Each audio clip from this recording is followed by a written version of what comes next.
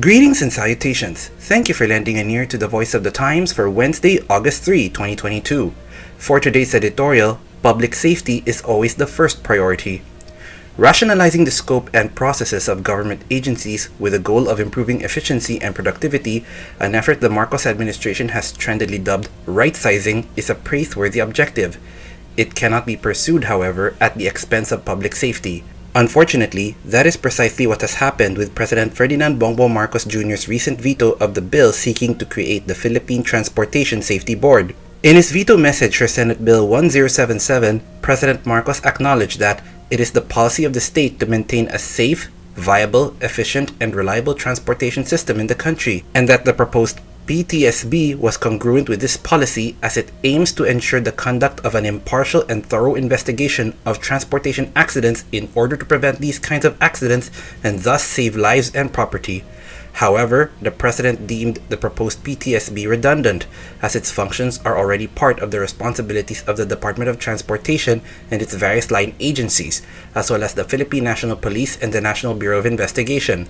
As such, the proposed new department is, in the President's judgment, likely to create functional duplication, confusion as to authority, ineffectiveness, and deficiency in the performance of its responsibilities. With all due respect to the President, this is completely fallacious and simply presumes to project shortcomings that already exist in the current patchwork of responsible agencies onto the proposed PTSB. President Marcos, or more appropriately, whoever gave him the exceedingly bad advice to veto SB 1077, should reflect on why dozens of countries with far more capable transportation ministries, including many countries that are otherwise generally considered the Philippines' peers, maintain separate transportation safety bodies similar to the proposed PTSB. It is precisely because it has been universally recognized that regulatory and investigative functions need to be separated.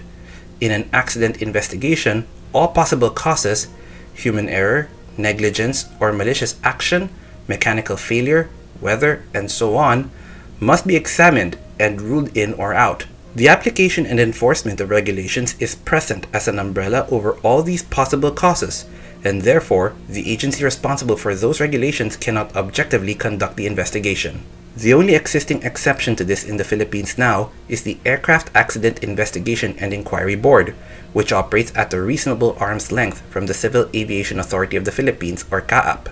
As a result, aircraft accidents are the only ones that are investigated, resolved, and lead to needed follow-up action in any kind of effective manner here.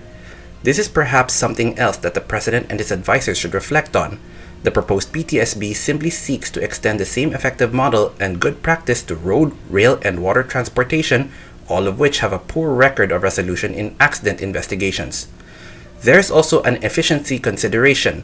A large part of the reason why results of accident investigations are generally unsatisfactory, and thus suggested the need for the PTSB, is that coordination among different agencies, each jealous of its jurisdiction, is generally poor.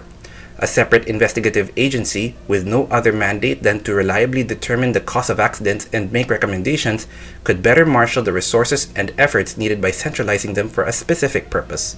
And contrary to the President's concern that the creation of a new agency would run counter to the government's streamlining objectives, that would not necessarily be the case with the PTSB. All of the material and human resources, as well as the corresponding budget, already exist within the agencies of the DOTR and other departments, forming the PTSB. In fact, would be an initiative fully aligned with the broader right-sizing campaign, even though it would appear to be an expansion of the government. It very well may be that SB 1077, as presented to President Marcos, could be revised and improved. The basic idea, however, is quite sound and a necessity for the country. Congress should review and recreate the bill, and when an updated version is presented to the President for a second time, he should sign it with enthusiasm for the improvement of public safety it represents. And that's the editorial for Wednesday, August 3, 2022. For more news and information, get a copy of the Manila Times on print, subscribe to its digital edition, or log on to www.manilatimes.net. Follow us on Twitter, Facebook, or Instagram, and listen to the Voice of the Times. Our longest trusted English newspaper since 1898. Now available digitally. Computer. Order the Manila Times Digital Edition. Subscribed. Get the Manila Times Digital Edition for less than 2 pesos and 50 centavos per day when you sign up for 1 year. The Manila Times, news source of choice, trusted since 1898.